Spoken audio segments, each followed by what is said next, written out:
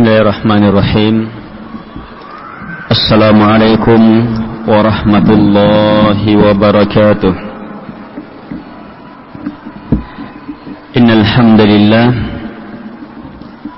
nahmaduhu wa nasta'inuhu wa nastaghfiruh wa na'udzu billahi min shururi anfusina wa sayyiati a'malina. من يهده الله فلا مضل له ومن يضلل فلا هادي له وأشهد أن لا إله إلا الله وحده لا شريك له وأشهد أن محمدا عبده ورسوله يا أيها الذين آمنوا اتقوا الله حق تقاته ولا تموتن إلا وأنتم مسلمون يا أيها الناس اتقوا ربكم الذي خلقكم من نفس واحدة وخلق منها زوجها وبث منهما رجالا كثيرا ونساء واتقوا الله الذي تساءلون به والأرحام إن الله كان عليكم رقيبا يا أيها الذين آمنوا اتقوا الله وقولوا قولا سديدا يصلح لكم أعمالكم ويغفر لكم ذنوبكم ومن يطع الله ورسوله فقد فاز فوزا عظيما أما بعد فإن أصدق الحديث كتاب الله وخير الهدي هدي محمد صلى الله عليه وعلى آله وسلم وشر الأمور محدثاتها وكل محدثة بدعة وكل بدعة ضلالة وكل ضلالة في النار. Kaum muslimin dan muslimat yang dimuliakan oleh Allah Subhanahu wa taala, kita bersyukur kepada Allah Subhanahu wa taala yang semata karena nikmat-Nya kita bisa berkumpul di rumah dari rumah Allah Subhanahu wa ta'ala ini, yang semata karena rahmat-Nya kita bisa menegakkan kewajiban besar salat asar berjamaah yang kita rangkaikan dengan berkumpul dalam majlis ilmu, mempelajari agama Allah Subhanahu wa taala guna mengobati penyakit yang membinasakan setiap umat, penyakit yang merupakan sumber semua penyakit, yaitu al-jahal, kebodohan. Kebodohan adalah penyakit yang sangat mematikan, dan obatnya adalah dengan belajar, menuntut ilmu, bertanya, mempelajari agama Allah Subhanahu wa taala. Saat ini kita berada dalam majlis ilmu di atas maksud-maksud yang teramat banyak. Maksud-maksud itulah yang menentukan berapa kadar yang akan kita peroleh dalam majlis ini dari ridha Allah Subhanahu wa taala, dari pahala dan kebaikan darinya. Tapi di antara maksud adalah kita belajar untuk mengobati penyakit kita, mengangkat kebodohan kita. Kaum muslimin dan muslimat yang dimuliakan oleh Allah Subhanahu wa taala,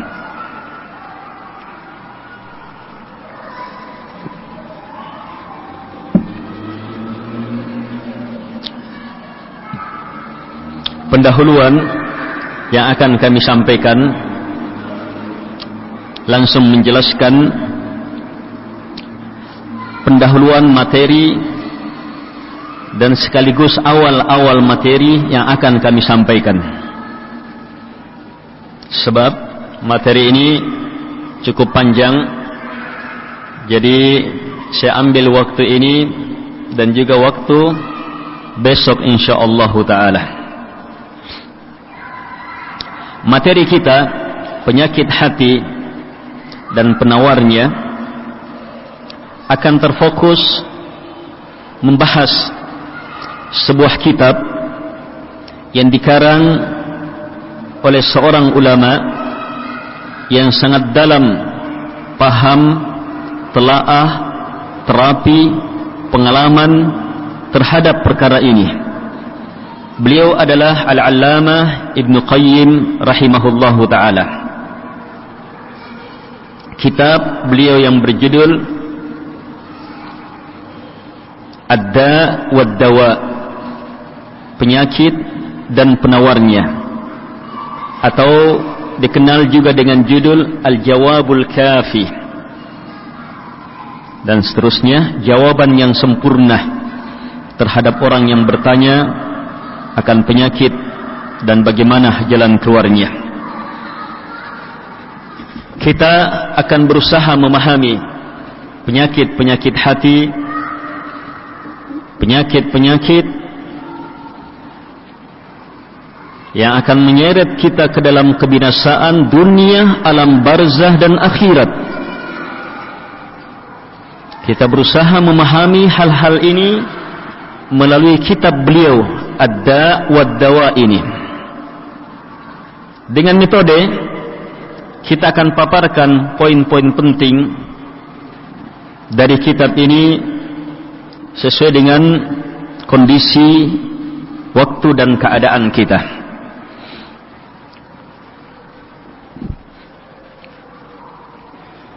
Kitab Ad-Da' wad-Dawa beliau karang sehubungan dengan pertanyaan yang diajukan kepada beliau. Dengarkan pertanyaannya.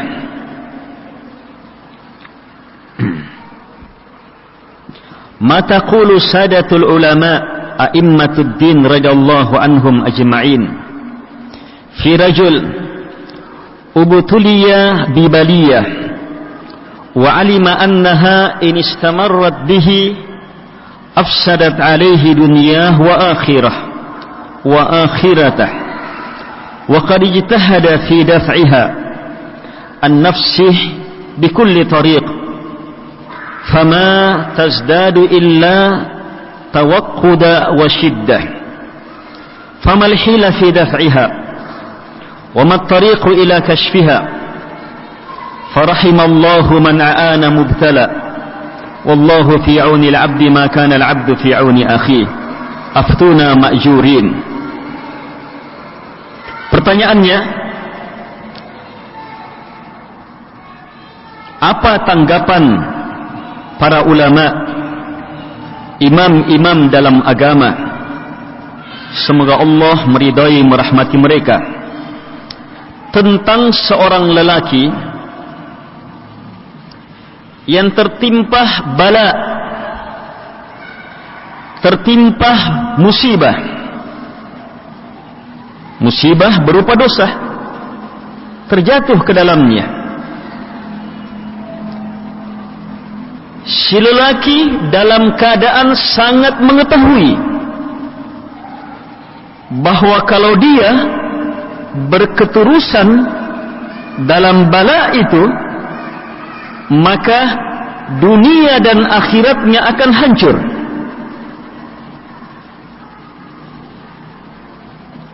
Si lelaki telah bersungguh-sungguh untuk menolak penyakit itu dari dirinya dengan berbagai jalan, tetapi tidak menambah kondisinya kecuali semakin terjatuh dan terjatuh.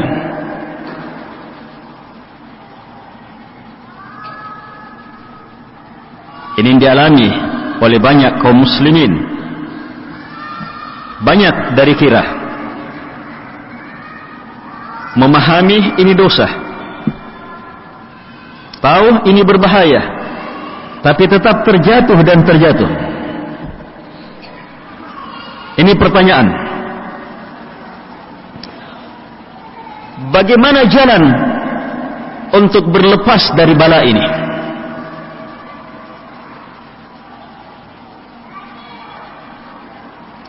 Apa yang harus ditempuh untuk menolaknya?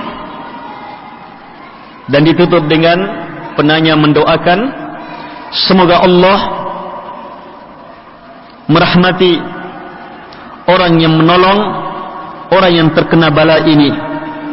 Nabi telah bersabda, Allah terus menerus dalam pertolongan terhadap hamba selama hamba dalam pertolongan terhadap saudaranya. Dari pertanyaan inilah lahir kitab Al-Jawabul Kafi atau Ad-Da' wad-Dawa ini, yang menjadi satu dari kitab rujukan utama untuk mengobati penyakit-penyakit hati, dosa dan maksiat.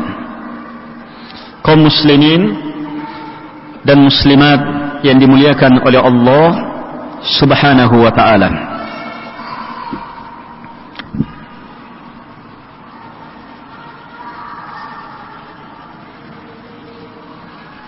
kita berusaha memahami perkara ini, penyakit-penyakit hati ini, dosa dan maksiat ini, yang merupakan bala yang menimpa hamba yang bisa merusak dunia dan akhiratnya melalui kitab beliau. Tapi dengan metode kami akan mengambil hal-hal penting yang kita perlukan. Kita tidak baca sesuai dengan susunan yang ada. So kalau ini dibaca, mungkin 1/20 kitab juga tidak akan cukup waktu yang ada. Tapi kita upayakan kandungan global kitab ini kita kuasai, kita pahami insyaallah taala dengan metode yang akan kami terapkan. Al-ikhwah wal akhwat rahimakumullah. Di keterangan pertama Ibnu Qayyim rahimahullahu ta'ala membahagiakan, mendorong, memberi semangat orang yang terkena bala, yang terkena penyakit, yang terjatuh ke dalam dosa, untuk meyakini sabda baginda Rasul alaihi salatu wassalam, likulli dawa, bahwa setiap penyakit ada obatnya. Setiap penyakit ada obatnya. Penyakit apapun, termasuk penyakit hati, berupa maksiat, syahwat, syubhat. Nabi alaihi salatu wassalam bersabda dalam hadis yang diriwayatkan oleh Imam Muslim dari sahabat Jabir bin Abdullah, likulli dawa, untuk setiap penyakit ada obatnya. Fa idza usiba dawa'ud da bara'a biidnillah, maka ketika obat dari penyakit itu mengenai penyakit itu, maka sembuh dengan izin Allah Subhanahu wa ta'ala. Dalam hadis yang diriwayatkan oleh Imam Al-Bukhari dari sahabat Abi Hurairah radhiyallahu anhu, Nabi alaihi salatu wassalam menegaskan, ma anzalallahu da'a illa anzala lahu shifa. Allah tidak pernah menurunkan satupun penyakit kecuali Allah turunkan pula syifa, penyembuhnya, penawarnya. Ini hadis kandungannya sama dengan sebelumnya. Hanya hadis ini menjelaskan bahwa penyakit itu datang dari Allah Subhanahu wa ta'ala. Allah yang turunkan. Dan terangkatnya penyakit, obat dari penyakit datang dari Allah Subhanahu wa ta'ala juga. Agar supaya hamba mencari, berusaha menempuh sebab-sebab sembuh dari penyakit, dan menempuh sebab-sebab selamat dari penyakit, menempuh sebab-sebab terhindar dari penyakit, menempuh sebab-sebab untuk memahami, mengetahui dan menggunakan obat guna menyerang, guna menggunakan obat itu untuk menolak, menghilangkan penyakit itu. Kita harus berusaha mencarinya, sebab Allah Subhanahu wa ta'ala tidaklah menurunkan penyakit kecuali Allah turunkan pula obatnya. Beliau menyebutkan beberapa hadits di sini. Di antara haditsnya yang diriwayatkan oleh Imam Ahmad dari sahabat Usama bin Syariq radhiyallahu an, bahwa Nabi alaihi salatu wassalam bersabda, "Inna Allah lam yunzil da'a illa anzala lahu shifaa'a."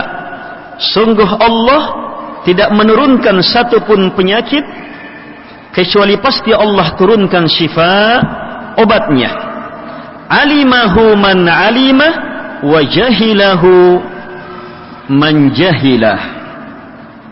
Lihat kalimat selanjutnya, maka taulah yang tahu, bodohlah yang bodoh. Kenapa kata ilmu dan bodoh yang disebutkan? Di akhir hadits riwayat Imam Ahmad dari sahabat Usamah radhiyallahu anhu ini, artinya orang harus berusaha untuk mengetahuinya. Seseorang harus belajar, menuntut ilmu, memahami obat itu, jenis-jenisnya, bagaimana penggunaannya, agar supaya bisa dia gunakan menghilangkan penyakit itu. Sebab alimahu man alimah wa jahilahu man jahilah. Taulah yang tahu, bodohlah yang bodoh. Kaum muslimin dan muslimat yang dimuliakan oleh Allah Subhanahu wa ta'ala, bahkan kebodohan itu tersendiri adalah penyakit. Ketidaktahuan kita itu sendiri adalah penyakit yang harus kita carikan obatnya. Obatnya adalah belajar, bertanya, memahami, mengerti agama. Taib, ini jawaban pertama sebagai pendahuluan yang beliau sebutkan. Beliau paparkan hadits-hadits, keterangan-keterangan yang cukup panjang menjelaskan bahwa setiap penyakit ada obatnya. Kenapa beliau dahulukan dengan keterangan ini?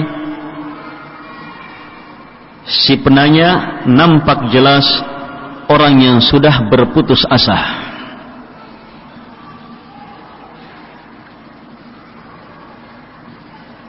Orang yang berputus asa atau mengarah ke sana, maka diobati dengan ilmu-ilmu yang menyentuh harapan,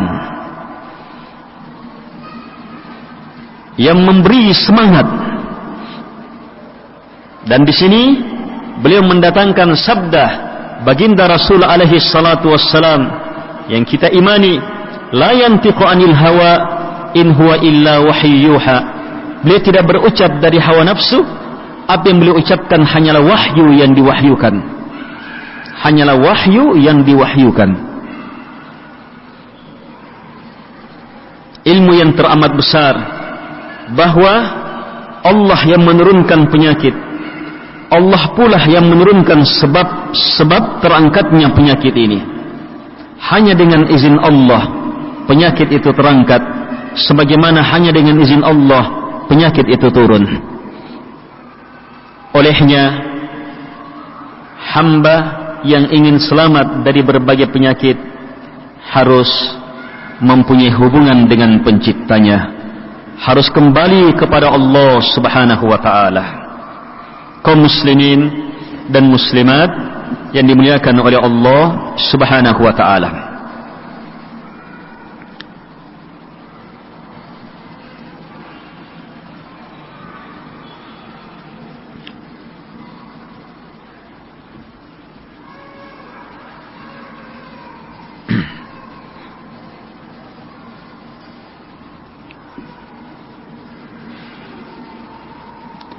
Ibnu Qayyim rahimahullahu ta'ala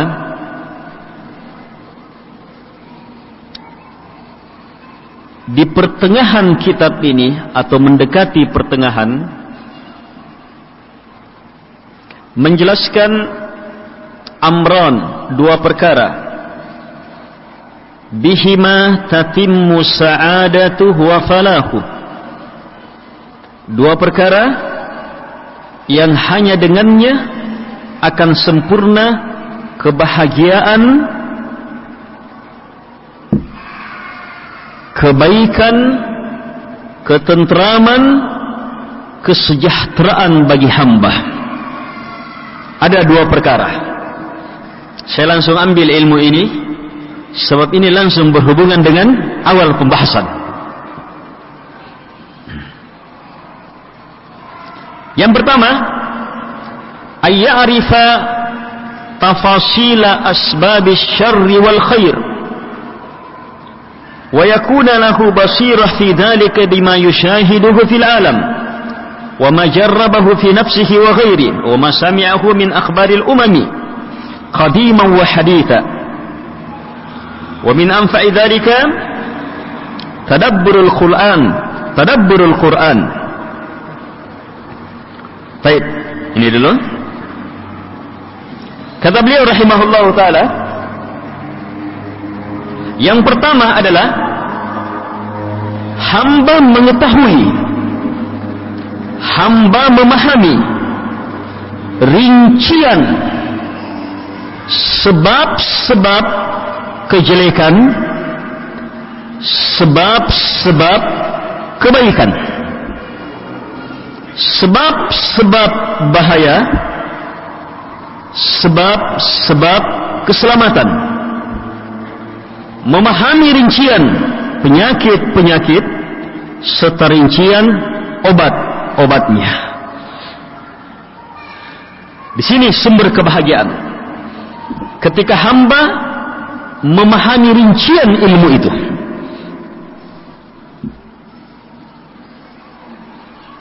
Sehingga hamba mempunyai basirah. Basirah maksudnya ilmu itu menjadi sesuatu yang dengannya dia bisa pakai untuk melihat. Dia bisa pakai untuk melihat apa yang ada pada alam ini berupa perbuatan, ucapan, kejadian. Dengan ilmu yang rinci tadi, dia tahu ini benar, ini batil, ini hak, ini batil, ini iman, ini kekafiran, ini jalan keselamatan, ini jalan kebatilan, ini penyakit, yang ini obatnya. Dia tahu rincian ilmu ini.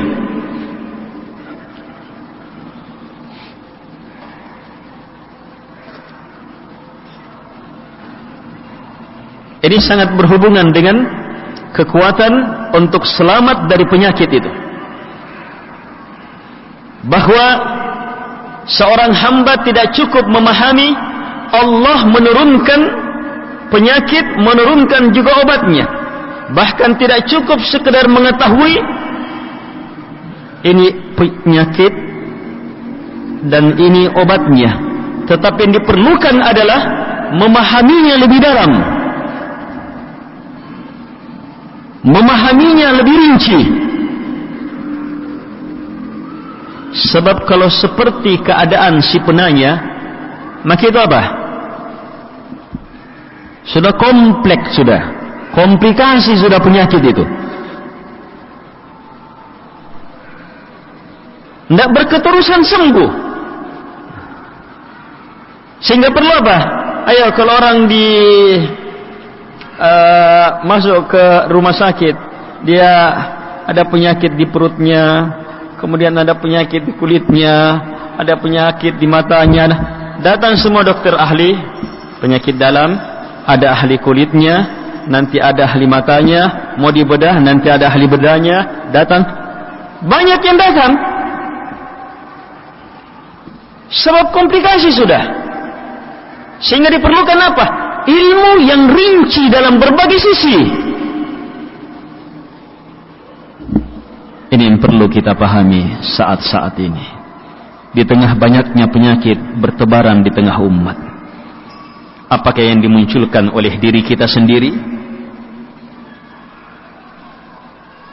Kenapa diri kita? Sebab dalam diri kita ada nafsul ammarah bisu', ada bahagian jiwa yang mengajak kepada kejahatan, atau datang dari syaitan. Syaitan yang yajri fi bani Adam majrad dam, yang mengalir pada diri anak cucu Adam seperti mengalirnya darah. Alladhi yuwaswisu fi sudurin nas, yang terus-menerus membisikkan di dalam dada manusia.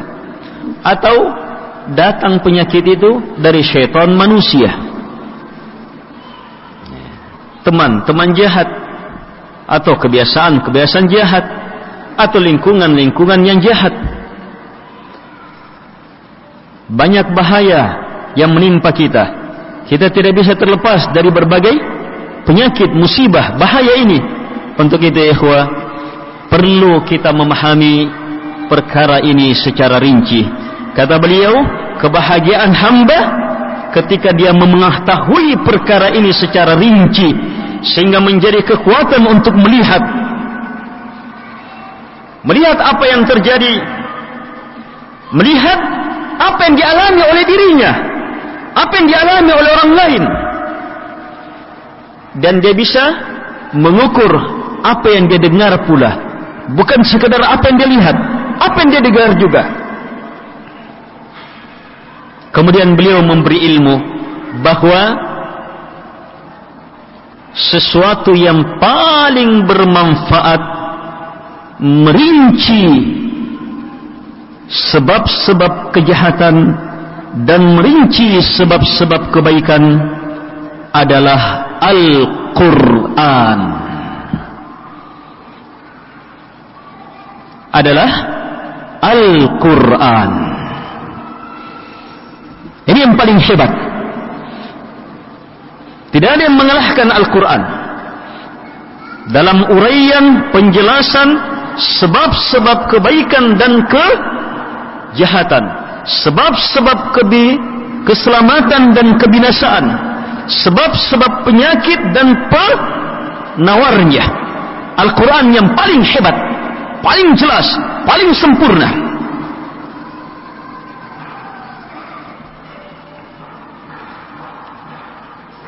Kemudian kata beliau, sunnah Rasulullah alaihi salatu wassalam, yang merupakan gandengan Quran.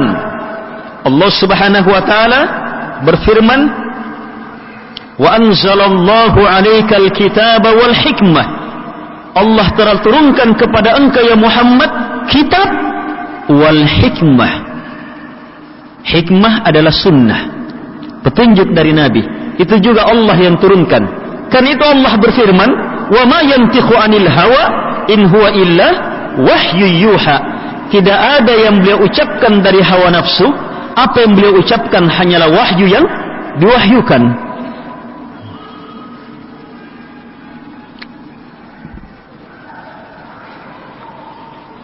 Siapa yang pelajari Quran dengan benar, maka Al-Quran menampakkan kepadanya rincian jalan-jalan kebinasaan dan rincian jalan-jalan keselamatan, rincian berbagai penyakit dan rincian berbagai obat penawar penyakit itu.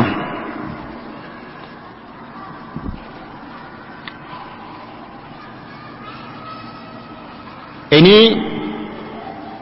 hal pertama yang harus hamba pahami untuk memahami perkara besar ini, bahwa setiap penyakit telah turun obatnya. Untuk memahami perkara ini, mengerti perkara ini, maka kita harus memahami rinciannya. Bukan sekedar memahami, oh iya penyakitnya, tidak cukup.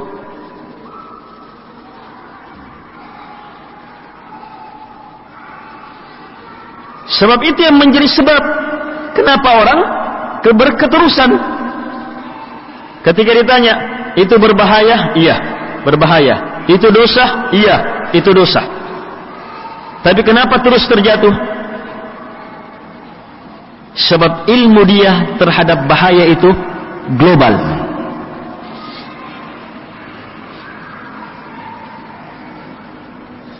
Coba dia punya ilmu rincian lebih dalam, maka itu akan menjadi kekuatan untuk lebih menjauh, terhindar, berlepas, menghindar, berlepas dari penyakit itu.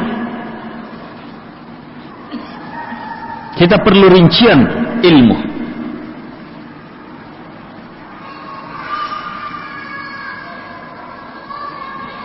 Yang kedua, cermati yang kedua ini agak mendalam.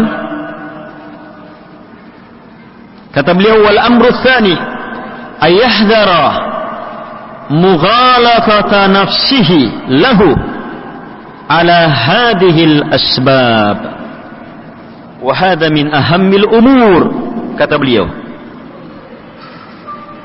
perkara kedua yang menentukan kebahagiaan, keselamatan, kesembuhan hamba adalah hamba harus yahdar, waspada, takut terhadap, perhatikan, terhadap mughalaqata nafsih. Mughalatah, kekeliruan, tipuan jiwanya terhadap sebab-sebab ini. Waspada ini mughalatah, al-mughalatah ini, mughalatatun nafs, permainan tipuan jiwa. Kadang orang sudah tahu ilmu sebab, dia tahu rincian penyakit, rincian obatnya, tapi tetap bisa terjatuh. Kenapa? Yang kedua ini yang menghalanginya. Ada permainan, tipuan, gejolak dalam jiwanya yang menipu dia. Hati-hati ini, waspadai ini, kata beliau.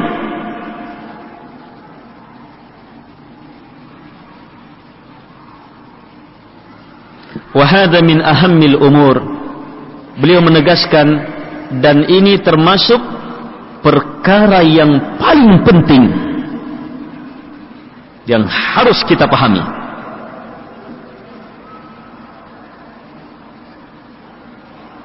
Beliau jelaskan, saya langsung terjemah.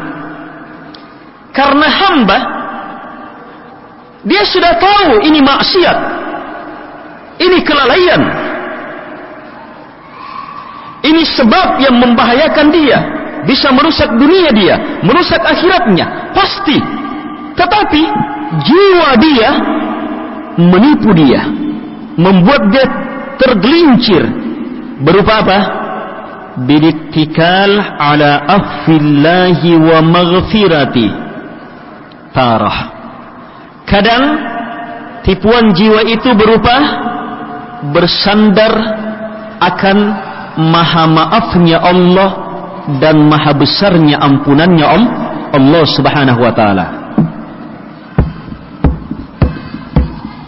Cermati, jarang kita baca, kita dengar penjelasan ini.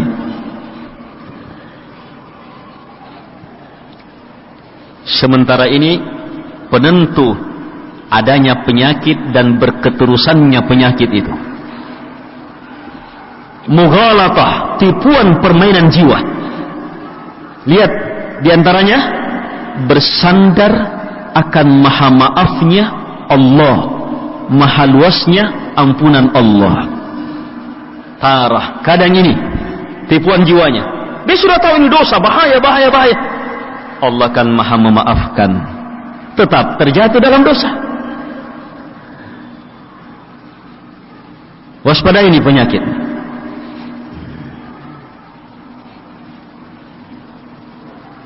wa bitaswifi bitaubah tarah. Apalagi mughalatah nafs, taswif bitaubah. Nanti saya bertobat, masih ada waktu untuk bertobat, masih panjang masa tobat. Kan nanti ketika matahari terbit dari tempat tenggelamnya baru ditutup pintu taubat. Sekarang masih terbuka. Nantilah. Ini hati-hati ini. Biar orang sudah tahu bahaya. Kalau kena yang ini, dia tidak waspada yang ini, tetap saja lanjut itu di atas penyakit. Yang ketiga, wa bil istighfari bil lisani tarah. Kadang tipuannya istighfar hanya dengan mulut. Ini beliau jelaskan dalam beberapa kalimat di depan. Sampai ada, ini tidak tanggung-tanggung yang terkena di sini. Bisa jadi ulama dan banyak-banyak ahli ibadah terkena di sini. Saya berdosa, saya berbuat, cukup saya baca subhanallah wa bihamdih misalnya. Dia baca doa-doa, dikir-dikir, doa-doa, dikir-dikir yang datang dari Nabi. Siapa yang membaca ini, maka akan terhapus semua dosanya, walaupun sebanyak buih di lautan. Siapa yang baca ini, iya. Sementara banyak-banyak hanya di mulut. Orang ini mengatakan, saya berbuat apapun, kalau saya sudah baca ini, terhapus semuanya. Kalau begini cara berfikirnya orang, maka akan terjatuh terus dalam penyakit, dalam dosa. Tidak akan sembuh dia. Ini waspada yang ini nih. Ini yang terjatuh ulama, ahli ibadah, terjatuh dengan yang seperti ini. Apalagi masyarakat awam, kita.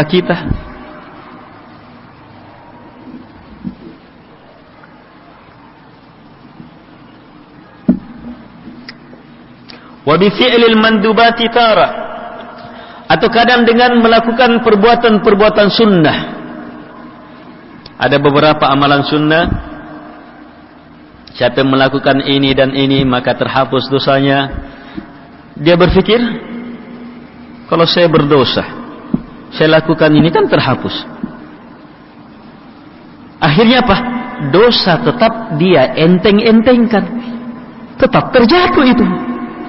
Itu mughalatatun nafs namanya. Kata Ibnu Qayyim, waspadai penyakit ini. Mau selamat, mau bahagia, waspadai ini.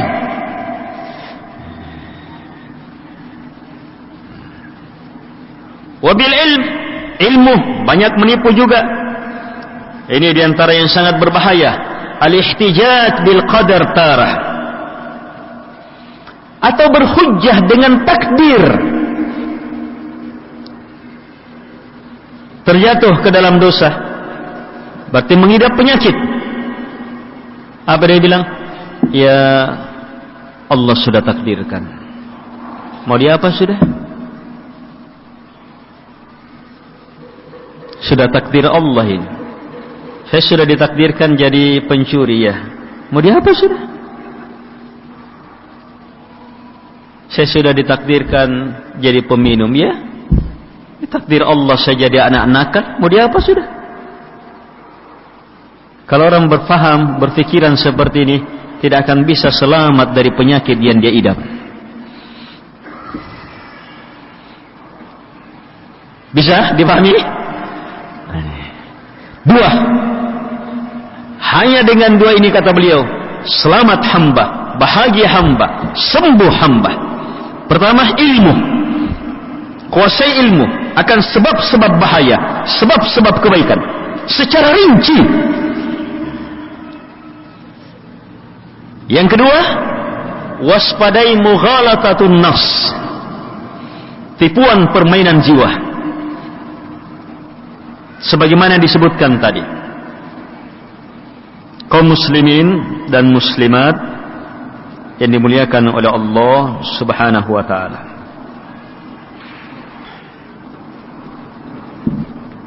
Dalam penjelasan terhadap dua perkara ini, Ibnu Qayyim rahimahullahu taala menyebutkan kepada kita Al-Quran adalah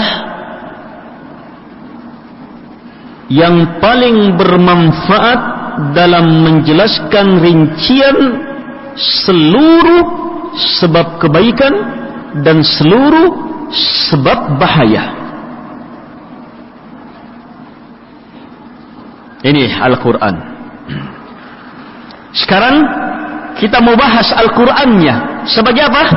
Al-Quran adalah obat semua penyakit.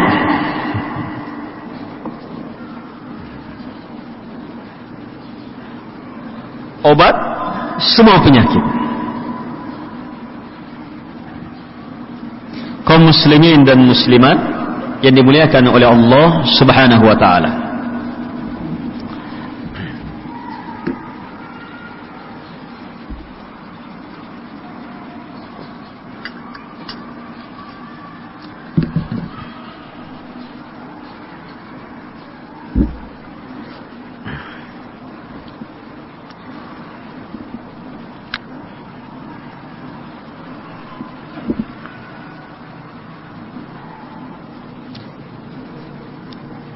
Ibnu Qayyim menjelaskan di awal jawaban. Ini ilmu di awal jawaban. Kalau tadi itu sepertiga jawaban tadi, ilmu di sepertiga jawaban. Itu dua. Nah, sekarang cermati. Ibnu Qayyim menjelaskan di awal jawaban bahwa Nabi telah mengkhabarkan bahwa kebodohan adalah penyakit dan penyembuhnya adalah bertanya. Itu dalam sebuah riwayat. Intinya belajar, bertanya. Sementara Allah telah mengkhabarkan bahwa Al-Quran adalah syifa, penyembuh segala penyakit. Allah berfirman, "Walau ja'alnahu Qur'anan 'ajamiyyan laqalu laula fussilat ayatuhu a'jami wa 'arabi qul huwa lil ladzina amanu hudaw wa shifaa."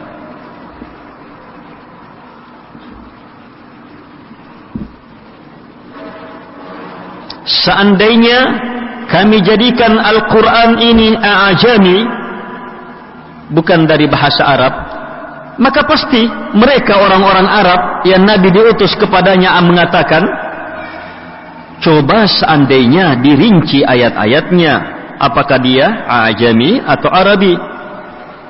Allah menegaskan, qul, sampaikan, huwa lil ladzina amanu hudaw wa shifaa. Al-Quran ini untuk orang-orang yang beriman adalah hudan, pedoman besar, ilmu tak tertandingi, wa syifa, dan sekaligus syifa, penyembuh. Syifa, obat, penyembuh. Ini Allah sendiri yang menegaskannya. Wa nunazzilu minal Qur'ani ma huwa syifa wa rahmatul lil mu'minin. Dan kami senantiasa menurunkan dari Al-Quran sesuatu yang menjadi syifa, penyembuh, dan sekaligus rahmat bagi orang-orang yang beriman.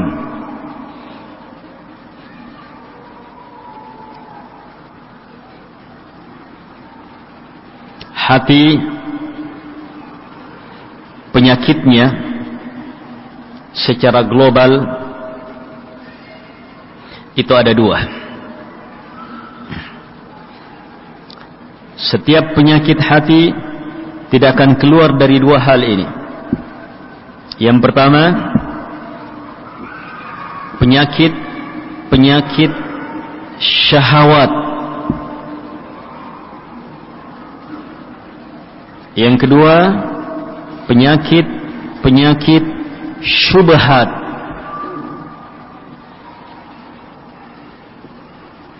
Penyakit hati berupa syahwat, kecenderungan hati terhadap syahwat yang haram, yang terlarang. Mau minum minuman keras, mau melakukan dosa. Apakah dosa melalui mata, telinga, tangan, anggota tubuh, makanan, minuman, keinginan. Ini syahwat semuanya. Itu penyakit.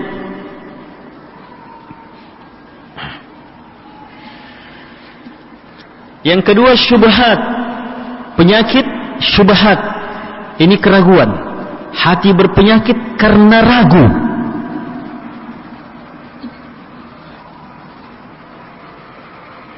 Ragu dia. Dia sudah terbiasa sholat berjamaah di masjid.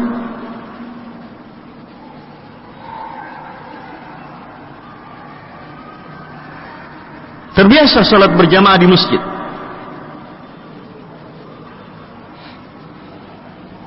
Hanya kebiasaan sholat berjamaahnya di masjid karena terbiasa saja. Tidak didasari oleh kekuatan ilmu. Akhirnya dia dengar ada orang yang dia anggap juga hebat ilmu agamanya mengatakan kepada dia, berjamaah di masjid itu membuat kita riya dalam beribadah.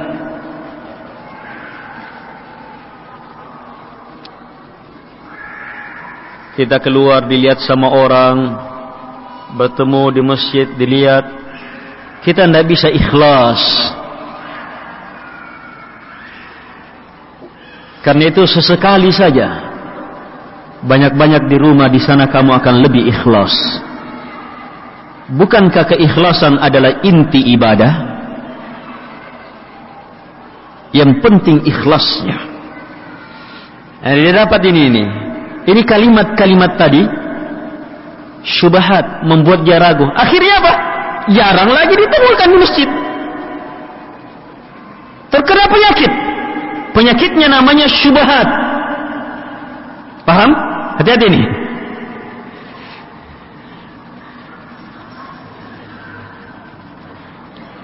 Penyakit dua, tidak lepas dari dua ini.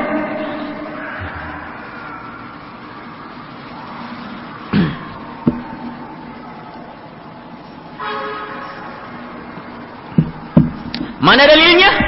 Lihat Al-Quran. Al-Quran yang paling hebat merinci perkara ini.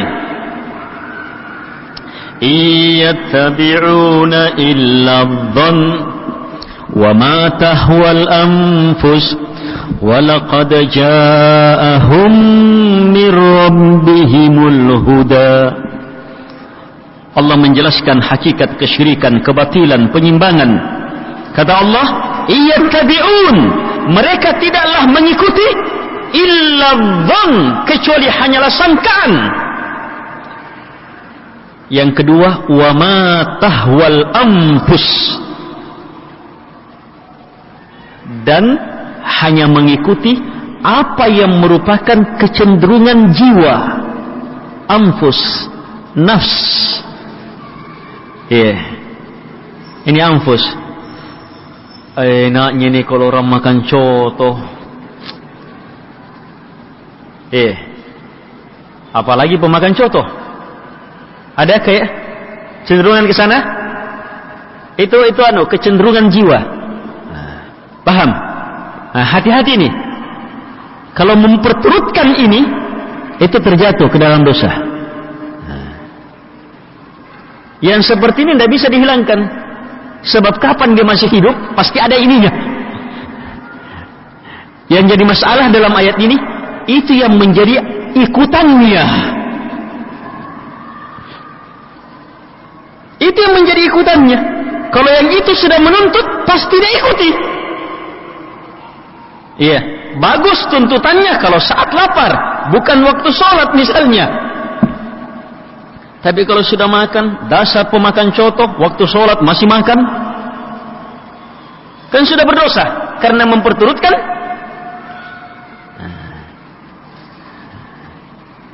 semua penyakit, semua dosa.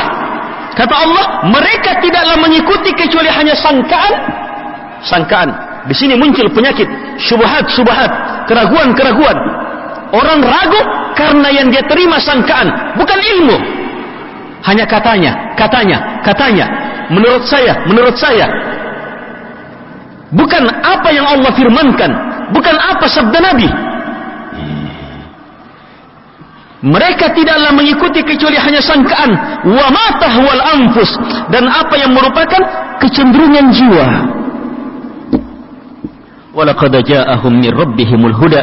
Lihat kalimat terakhir, padahal telah datang dari Tuhan mereka al-huda, petunjuk. Ini ayat dalam surah An-Najm menjelaskan 3 hal. Dua penyakit dan 1 penghancur penyakit.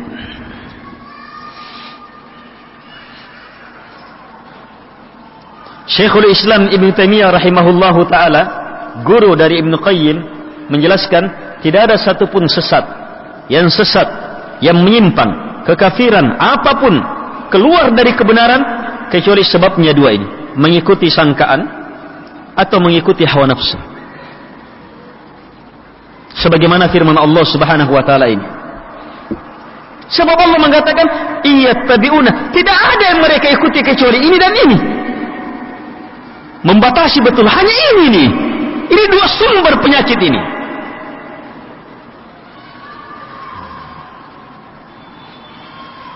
Fikiran salah, hati. Hawa nafsu, hati.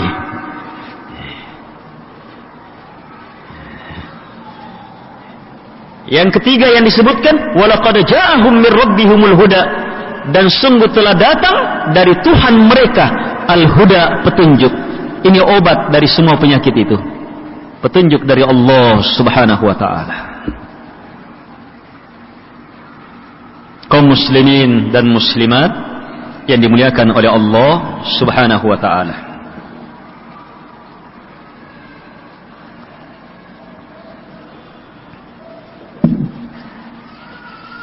Perhatikan ayat yang di atas, qul huwa lil ladzina amanu hudaw wa shifa.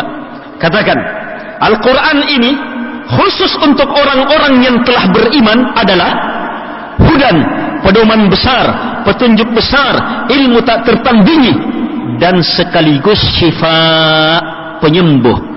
Perhatikan sifat Al-Quran yang digandengkan ini, sebagai pedoman, ilmu besar, dan sebagai penyembuh. Ini digandengkan, seolah-olah memahamkan kepada kita, nanti dia bisa menjadi penyembuh kalau kita jadikan dia pedoman hidup. Pahami maksudnya, mengerti kandungannya. Bisa dipahami? Ini yang akan banyak kita urai nanti. Ilmu-ilmu, petunjuk-petunjuk dalam Quran, dalam agama kita, tentang rincian bahaya penyakit. Sebab kapan kita semakin mengerti, maka kita akan semakin menjauh darinya. Sebagaimana kapan kita semakin mengetahui kebaikan sesuatu, kita akan semakin dekati? Ya tidak. Itu sudah menjadi kaidah akal dan fitrah. Kalau ada orang yang kita kenal baiknya, kita kenal satu kebaikannya, kita suka. Ternyata ada kebaikannya yang lain, kita semakin suka. Ternyata ada kebaikannya lagi, semakin banyak kita tahu kebaikannya, semakin kita suka. Demikian sebaliknya, kalau ada orang kita kenal pencuri, waspada kita sudah.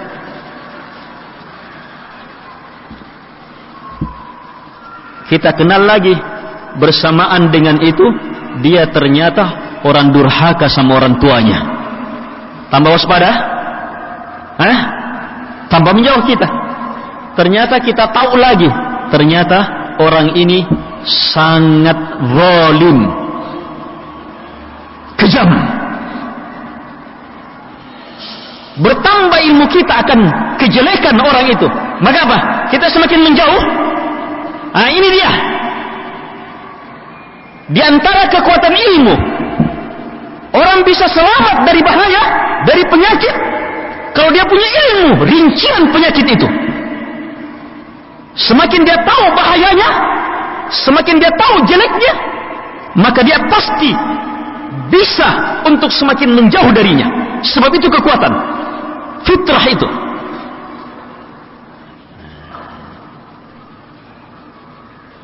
Ini menyebabkan banyak orang tidak bisa selamat dari dosa, sebab ilmunya tentang dosa, tentang penyakit pas-pasan. Sebagaimana dalam pertanyaan, dia tahu satu ilmu, walaupun global, kalau dia terus dalam dosa ini hancur dunia akhiratnya. Dia sudah tahu sampai di situ, tapi tetap terjatuh ke dalam dosa. Gimana jalan keluarnya? Dia harus menambah ilmu. Dia harus memperdalam ilmu. Itu dua. Yang pertama tadi, dia harus mengetahui rincian bahaya dan rincian jalan-jalan kebaikan. Kemudian yang kedua, dia harus waspadai mughalathatun nafs, tipuan dan permainan jiwa.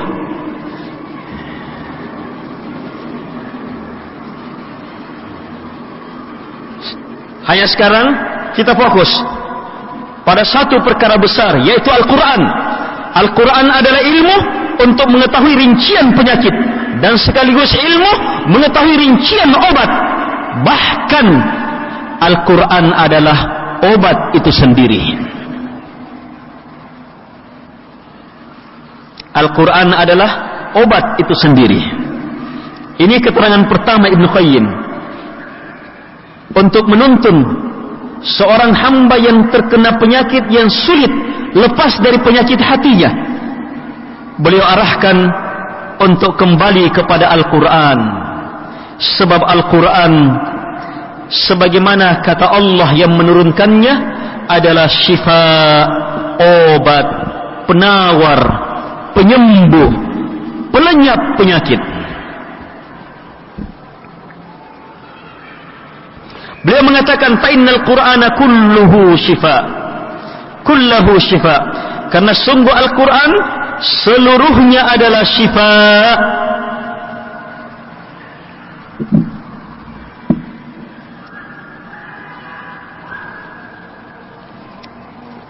Kata beliau, Al-Quran seluruhnya adalah obat.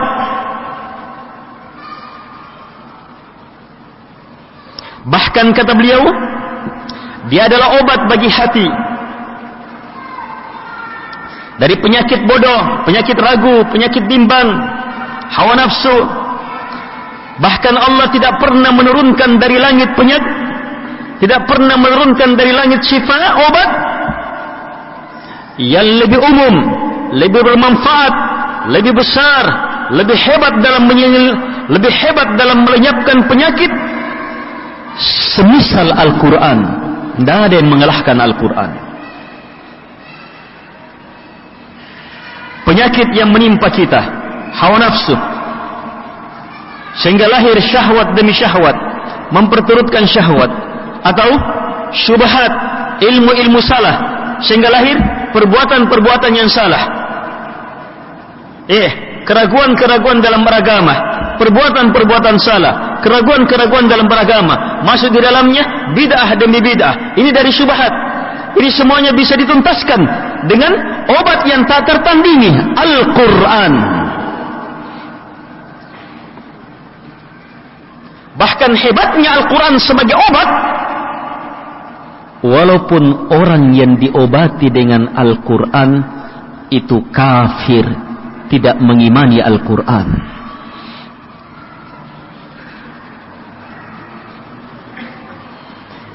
Ibnu Qayyim menyebutkan kisah dalam Sahih Bukhari dan Sahih Muslim tentang sekelompok sahabat Nabi dalam perjalanan.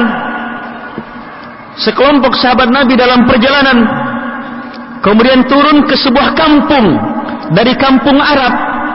orang Arab secara umum kalau ada orang datang minta dijamu, iya, mereka jamu. Hanya penduduk kampung ini kikir.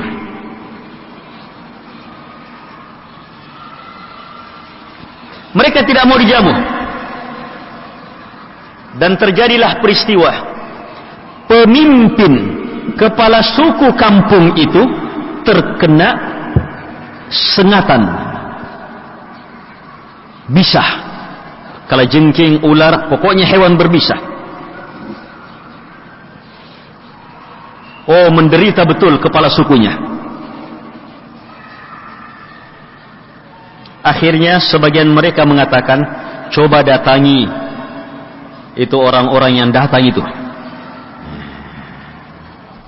Mungkin di antara mereka ada yang punya sesuatu bisa menyembuhkan ini.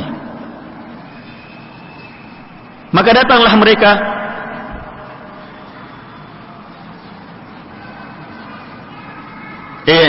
Mengatakan bahwa pemimpin kami terkena racun. Kami telah berupaya dengan segenap upaya tetapi tidak mendatangkan manfaat.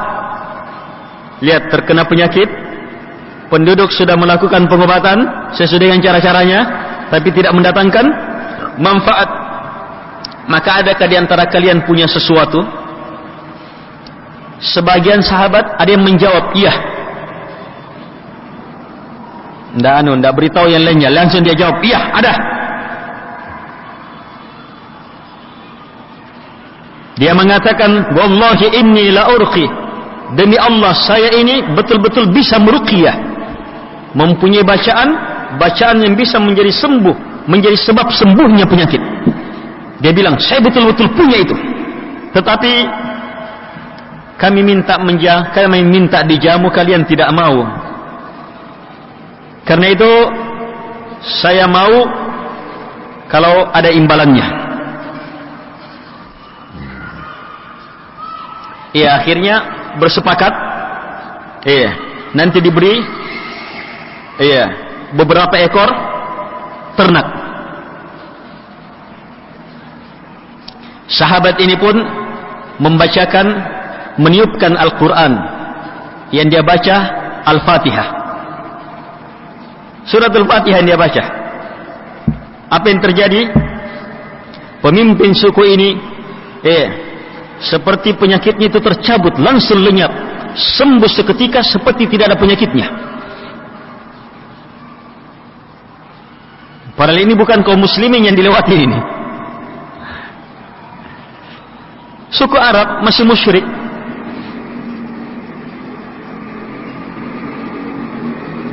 Baik, sampai akhir kisah. Di sini syahid apa? Al-Quran syifa, bahkan terhadap orang yang selain kaum muslimin.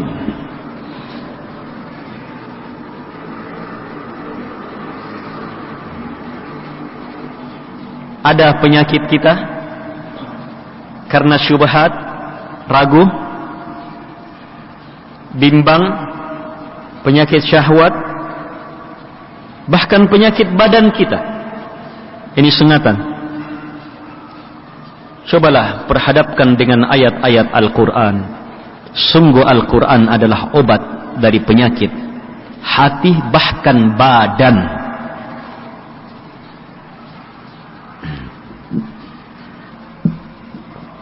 Bisa dipahami? Ini kita sudah bukan pendahuluan, sudah ini nih. Supaya nanti uraian pembahasan kedalaman ilmu dalam kitab ini kita bisa ungkap, insyaallah taala, yasrallah.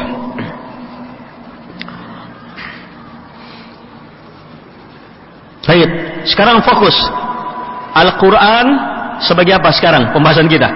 Kenapa Al-Quran dibahas? Sebab dia obat. Mau sembuh, pakai Al-Quran. Kenapa Al-Quran kita bahas? Pembahasan sebelumnya. Sebab untuk selamat, kita perlu mengetahui rincian bahaya, rincian sebab-sebab kebaikan. Dan tidak ada yang merinci lebih hebat mengalahkan rincian Al-Quran. Ini kenapa kita baca Al-Quran sini. Ditambah yang ketiga, kenapa kita baca Al-Quran? Sumber penyakit dari sumber penyakit adalah kebodohan. Untuk selamat dari kebodohan, Allah turunkan Al-Quran supaya tidak ada lagi zaman jahiliyah yang total itu. Zaman kebodohan lenyap dengan diturunkannya Al-Quran.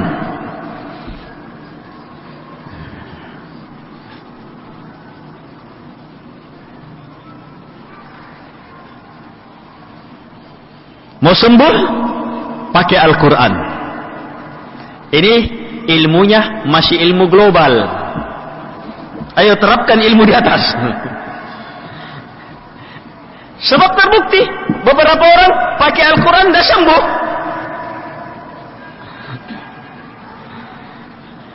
Sebab ilmunya global. Coba rinci. Ibnu Qayyim rahimahullah ta'ala menjelaskan rincian di sini. Satu di antara rinciannya, saya simpulkan,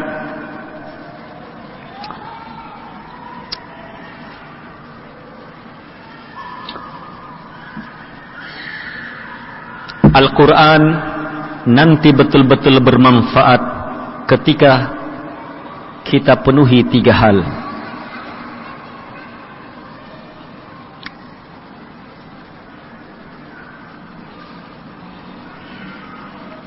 Allah subhanahu wa ta'ala berfirman, Inna fi dhalika la dhikra liman kana lahu qalb aw alqa as-sam'a wa huwa syahid.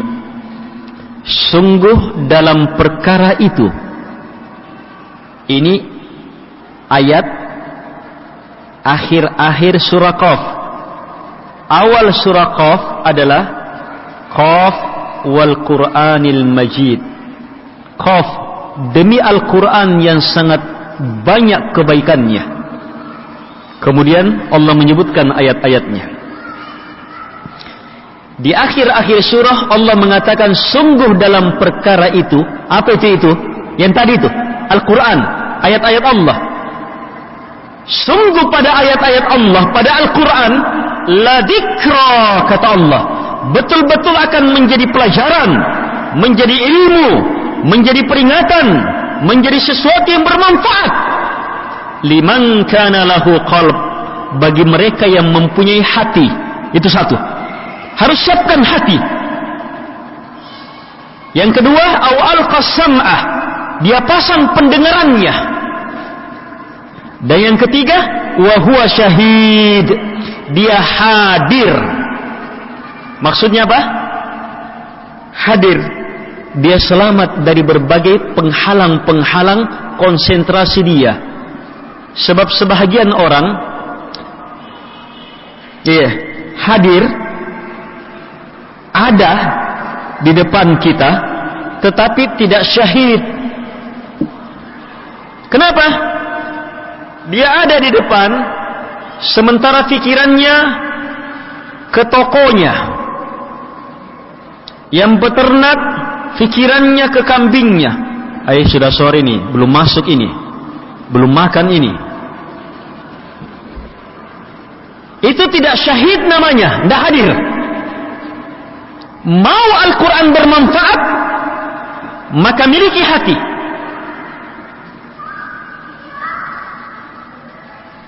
Kemudian pasang pendengaran. Ini jalur masuk. Jalur masuk. Kemudian syahid, hadirlah. Ini penyelamat dari penghalang-penghalang. Hindarkan diri dari berbagai penghalang yang merusak konsentrasi.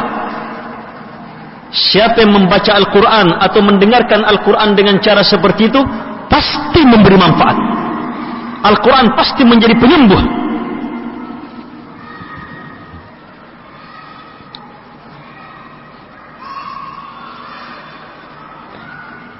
Ini jawaban dari banyak pertanyaan. Kenapa saya baca Al-Quran tapi biasa-biasa saja? Kenapa saya dibacakan Al-Quran tapi biasa-biasa saja? Di antara sebabnya 3 ini tidak ada. Atau 1, 2, dari tiga ini tidak ada. Harus tiga-tiganya ada. Sebab Allah menegaskan, inna fi dzalik, sungguh dalam Al-Quran, pada ayat-ayat Allah, la dzikra, betul-betul akan menjadi peringatan, sesuatu yang bermanfaat, liman kana lahu qalb, bagi mereka yang punya hati. Hati apa? Al-Quran masuk, hati yang terima. Harus siapkan hati itu. Buka hati menerimanya, ilmunya, kandungannya, maknanya, hikmahnya. Ambil itu, terima itu. Aw alqa sam'a, pasang pendengaran. Ini jalur masuk. Wa huwa syahid. Ditambah yang ketiga, hadir dia, selamat dari berbagai penghalang, perusak konsentrasi.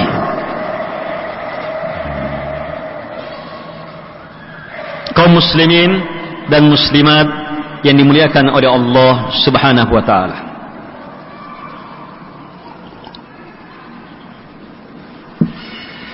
Tiga ini kalau antum tambah dengan ilmu tentang tiga yang lain, ada lagi tiga yang lain.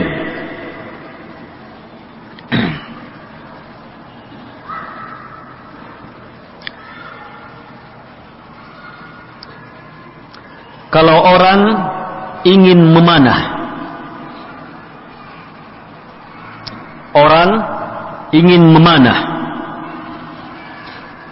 maka bagaimana agar supaya panah yang dibidik betul-betul kena sasaran?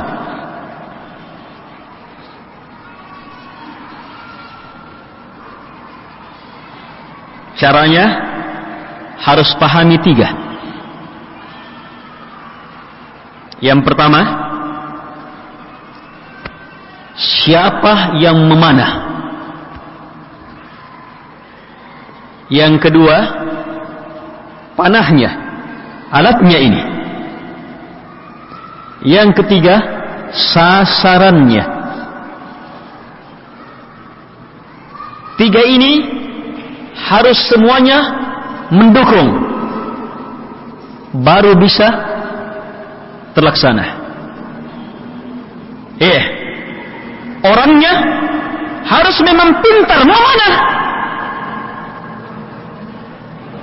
kuat dia, pintar memanah. Panahnya memang panah yang bagus, kuat, bukan panah yang ditarik, poki.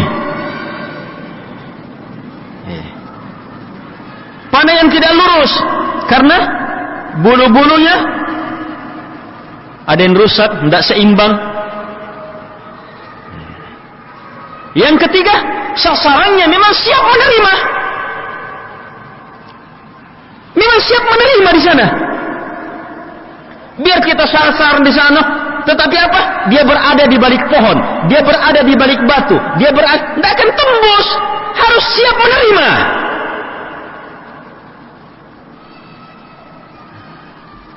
Baru panah itu sampai di sana. Tiga ini.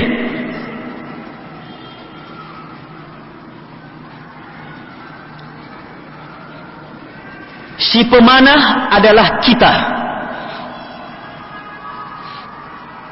Bagaimana kekuatan kita dalam membaca Al-Quran, melontarkan Al-Quran kalau kita bacakan ke orang? Kekuatan kita, ilmu kita, keyakinan kita terhadap Quran, kepandaian kita terhadap Quran, keyakinan kita terhadap Quran, amalan kita terhadap Quran. Bagaimana kita terhadap Quran? Itu yang pertama. Panahnya yang mau dibidik, yang mau ditancapkan adalah Al-Quran. Kalau ini tidak diragukan, ini tidak diragukan. Tinggal apa yang ini? Ya, bacanya harus benar. Itu kembali kepada yang membaca. Al-Qurannya jelas. Kemudian yang ketiga apa? Sasaran. Apa sasaran? Hati. Sasaran itu hati.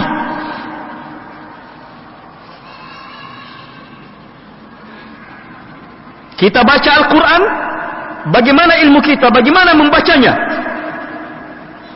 Al-Quran yang kita baca pasti hebat. Tinggal apakah hati kita memang menerima. Baru Al-Quran bisa tembus, menjadi syifa, menjadi obat.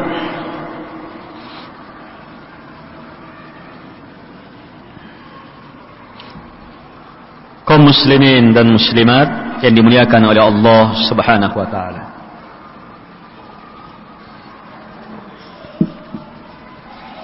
Tetapi disinilah justru permasalahan kita. Kita banyak-banyak bukan ahli memanah. Tidak tahu Al-Quran. Kalaupun benar bacaannya, dia tidak tahu artinya. Kalaupun tahu artinya, tahu 1-2. Itu pun kurang yakin.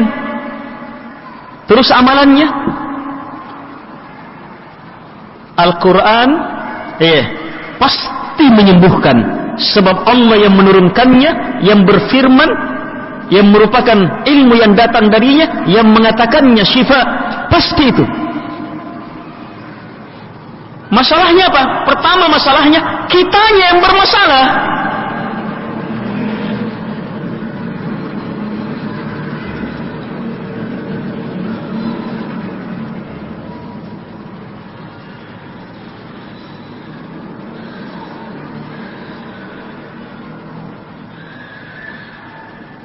Al-Qurannya, tidak bisa bermasalah. Al-Qurannya sudah jelas. Bahkan hebatnya Al-Quran, "Lau anzalna hadzal Qur'ana 'ala jabal, la ra'aitahu khashi'a mutasaddi'a min khasyatillah." Kalau seandainya kami turunkan ini Al-Quran ke atas gunung, kami turunkan Al-Quran ke gunung. Lihat gunung, tingginya, kerasnya, kokohnya.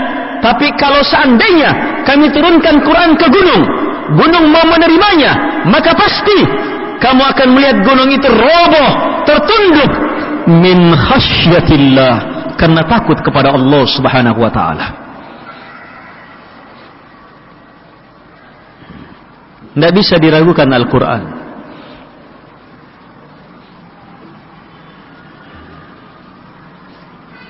Yang ketiga yang diragukan, yang bermasalah sehingga proses penyembuhan tidak terlaksana, hati yang memang tidak siap.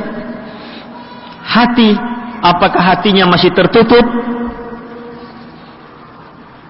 Tertutup hatinya.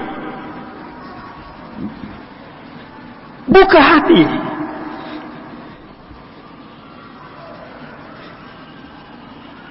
Biar bagaimanapun hebatnya yang membacakan. Lihat orang-orang munafik. Siapa yang membacakan Al-Quran? Rasulullah alaihi salatu wassalam. Apa yang dibacakan? Al-Quran yang teramat dahsyat.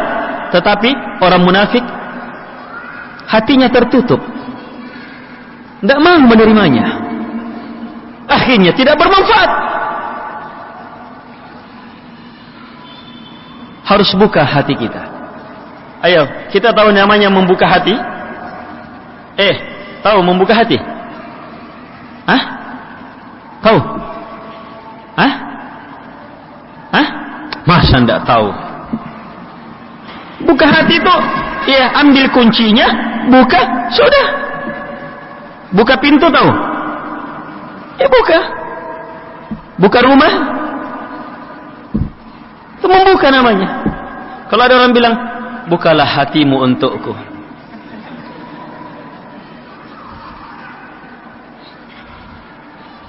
Siapkan dia, terima apapun, jangan ada penolakan.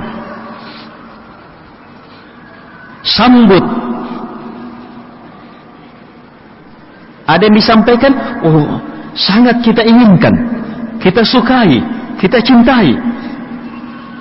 Kalau ternyata yang mau masuk itu, setelah kita dengar, masuk, kita yakini, kayaknya bertentangan dengan apa yang dulu diyakini, pasti bertempur itu.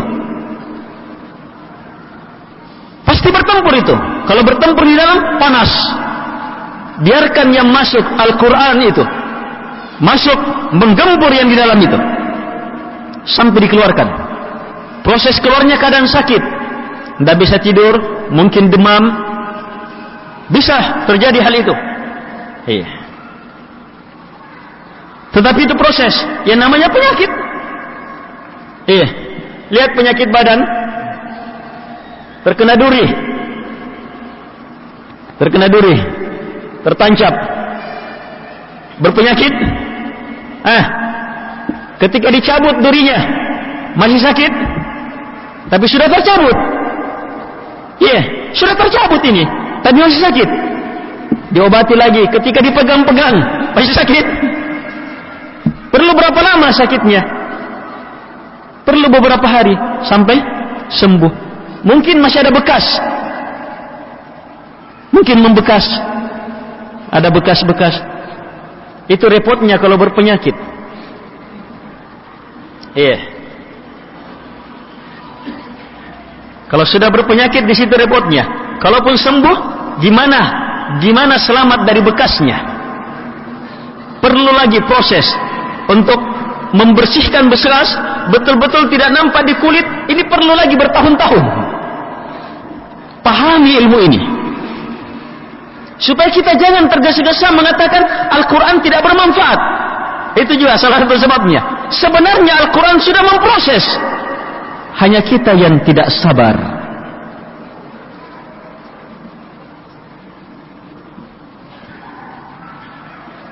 Kaum muslimin dan muslimat yang dimuliakan oleh Allah Subhanahu wa ta'ala, 3 tambah 3 berapa? 6. 3 tambah 3 6. Ayo, menjadikan Al-Quran sebagai apa? Penyembuh.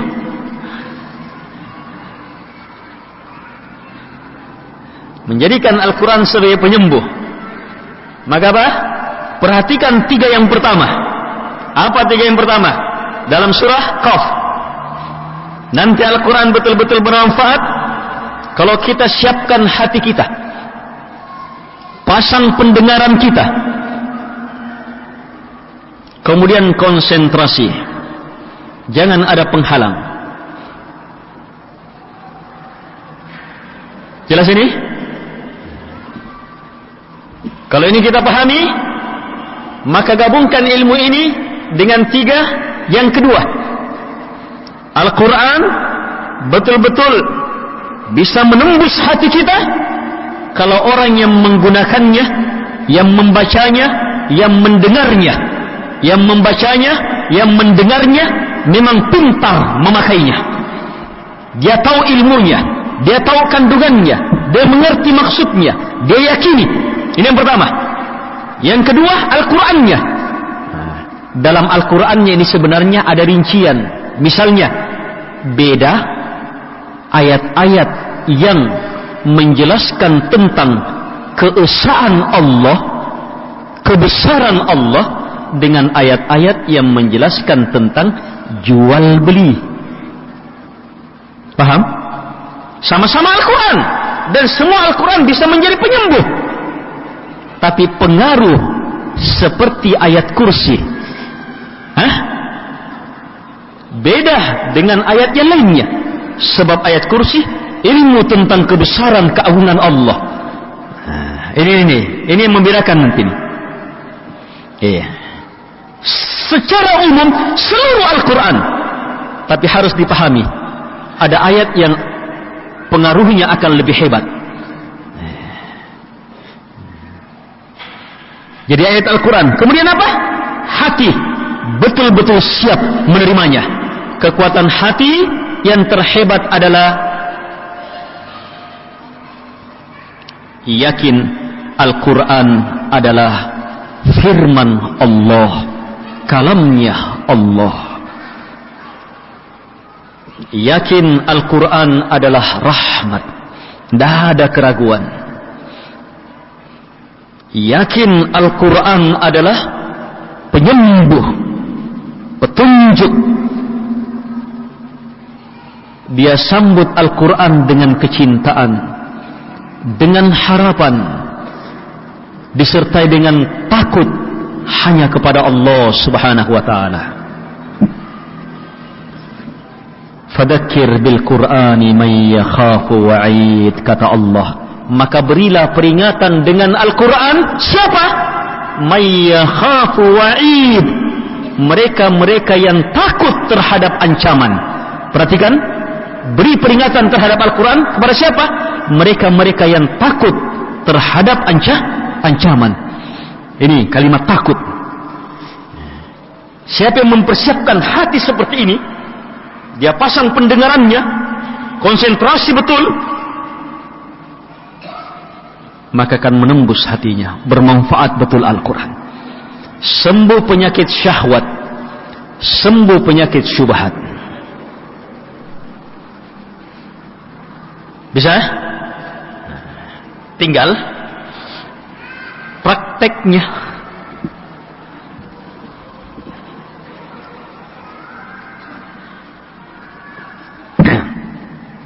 Bisa dipraktekkan sudah? Ayo, gimana praktekkan? Ingat 3 yang pertama, kemudian 3 yang kedua. 3 yang kedua biar tidak diingat, tidak ada masalah. Dalam proses penyembuhan yang perlu betul-betul teringat 3 yang pertama. Sebab 3 yang terakhir itu ilmu untuk memahamkan bahwa Al-Quran bisa.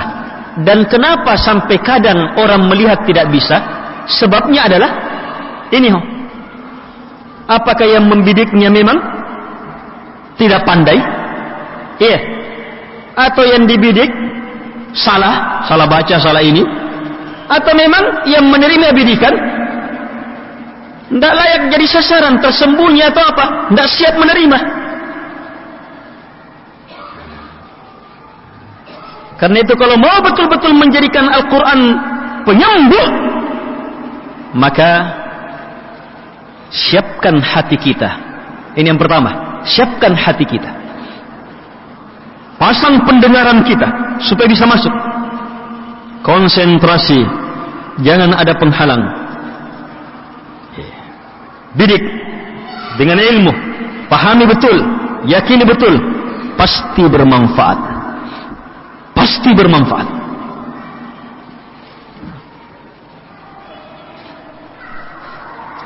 Bisa dipahami? Kemudian terakhir tentang Quran.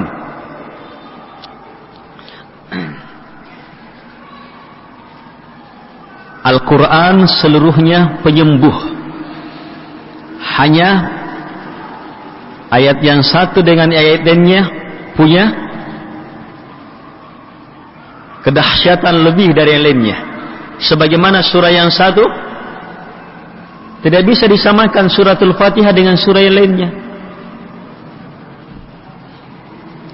Suratul Ikhlas sepertiga Al-Quran.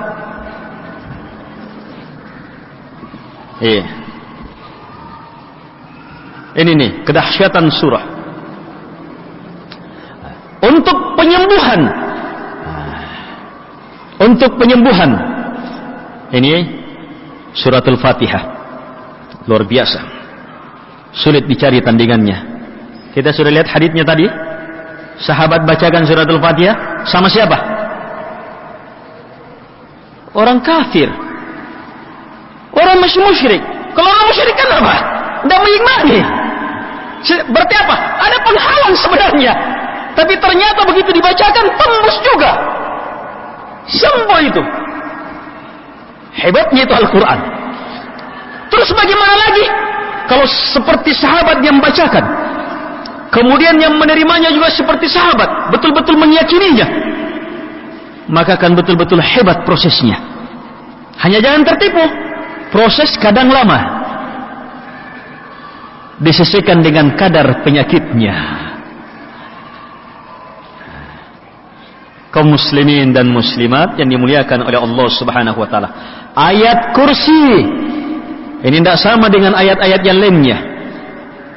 Beberapa ayat dalam Al-Quran yang langsung di situ menyebutkan nama-nama Allah, sifat-sifat Allah, kebesarannya, keagungannya, kemuliaannya. Ayat-ayat itu sangat luar biasa sebagai penyembuh. Suratul Baqarah, oh luar biasa.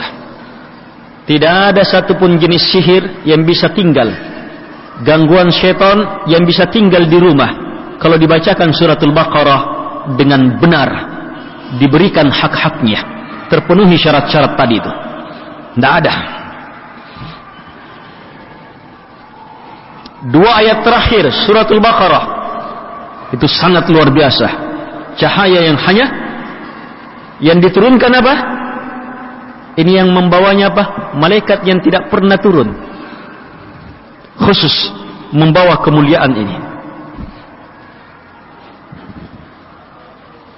3 qul huwallahu ahad, qul a'udzu birabbil falaq, qul a'udzu birabbin nas.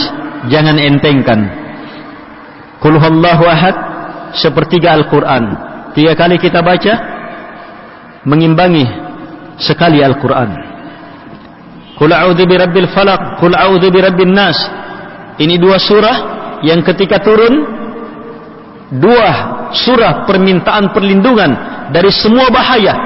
Ketika turun, maka Nabi meninggalkan bacaan-bacaan lainnya, fokus terhadap 2 surah. Hebatnya 2 ini. Kalau ini 2, ini 3 digabungkan, luar biasa. Akan menjadi kekuatan bacaan. Ini Al-Quran. Begini caranya menyembuhkan diri dari Al-Quran. Penyakit apapun. Ini Al-Quran. Kapan waktunya? Kapan dan dimanapun bisa dibaca. Saat kita merasa gelisah, baca Al-Quran. Saat syahwat, ada ajakan syahwat, baca Al-Quran. Saat kita ragu, baca Al-Quran. Obati diri langsung. Saat takut, gelisah, baca Al-Quran. Dengan cara tadi. Tapi ada cara membaca yang sudah ditentukan waktunya dan caranya. Kalau sudah ditentukan waktunya dan caranya, maka sesuaikan dengan apa yang sudah ditentukan. Misalnya membaca Al-Quran dalam solat, membaca Al-Quran habis solat. Di antara zikirnya apa? Di antara zikir, baca Qul huwallahu ahad 1 kali, Qul a'udzu birabbil falaq 1 kali, Qul a'udzu birabbin nas 1 kali. Saya juga baca ayat kursi. Iya, itu sudah ditentukan. Itu lakukan. Dan itu sekaligus penyembuh itu. Zikir pagi dan sore, baca ayat kursi, Al-Quran. Kita belum bahas zikir-zikir ini, khusus Al-Quran sekarang dulu. Ayat kursi 1 kali, 3 qul 3 kali untuk pagi dan sore. 3 qul 3 kali untuk pagi dan sore. Saat mau tidur, sudah di pembaringan, baca ayat kursi 1 kali, baca 3 qul 3 kali. Hanya caranya, baca Qul huwallahu ahad, kemudian Qul a'udzu birabbil falaq, kemudian Qul a'udzu birabbin nas. Di akhir Qul a'udzu birabbin nas, tiup, kemudian gosok seluruh tubuh. Ini 1 kali namanya. Ulangi lagi, Qul huwallahu ahad, Qul a'udzu birabbil falaq, Qul a'udzu birabbin nas. Tiup lagi 2 kali, ulangi lagi, Qul huwallahu ahad, falaq, Qul a'udzu birabbin nas, sampai selesai ya. Tiup. Ini 3 kali, baru tidur. Ini menggunakan Al-Quran dalam kehidupan. Ada penggunaannya secara umum, tak dibatasi waktunya berapa banyak pun, kapanpun, dimanapun. Iya. Tetapi ada yang dibatasi waktunya, tempatnya, bilangannya. Iya. Kalau tidak dibatasi, jangan batasi. Kalau dibatasi, maka jangan meluas-luaskan di situ. Harus tetap di atas batasnya. Jelas? Demikian cara kita berpetunjuk dengan petunjuk Al-Quran, menyembuhkan penyakit kita dengan Al-Quran. Semoga bermanfaat.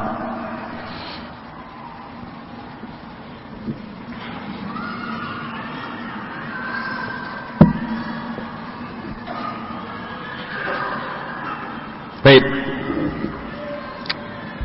Besok kita akan masuk ke dalam obat lain yang disebutkan oleh Ibnu Qayyim dengan ketentuan-ketentuannya. Kemudian akan masuk ke dalam rincian bahaya-bahaya dosa, jenis-jenis dosa. Iya, terapi-terapinya. Nanti kita akan bahas lebih jauh lagi. Jadi insyaallah pembahasan besok itu pembahasan yang sangat penting, bahkan merupakan inti-inti ilmu akan bahaya dosa dan maksiat.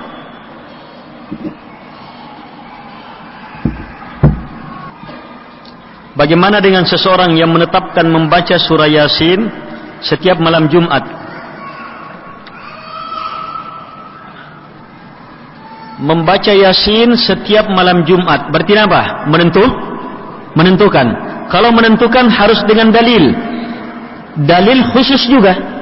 Kalau dalil umum sudah bisa dibaca, jadi penyembuh kapan dimanapun boleh. Yasin kapan dimanapun boleh, sebab termasuk Al-Quran. Semua surah, Yasin juga. Hebat, luar biasa Yasin itu. Tapi kalau menentukan harus ada dalilnya. Setiap malam Jumat ada dalilnya? Tidak ada dalil yang sahih tiap malam Jumat. Yang ada kalau mau malam Jumat Suratul Kahfi. Malam Jumat Suratul Kahfi. Itu hebat, luar biasa. Kalau mau tiap hari, tiap malam Al-Mulk, tabarakalladzi biyadihil mulk. Amanar Rasuluh tiap masuk malam. Ini ditentukan waktu-waktunya. Jelas ya? Jadi kalau tidak ditentukan, jangan kita batasi. Tapi kalau dibatasi, jangan kita perluas. Jelas ya? Baik. Jazakumullah khairan. Insyaallah kita lanjutkan besok. Semoga Allah Subhanahu wa taala memberi kekuatan ilmu, amalan dan mewafatkan kita di atas ilmu amalan Islam yang mulia ini. Subhanakallahumma hamdaka, la ilaha illa anta, astaghfiruka wa atubu ilaik. Allahumma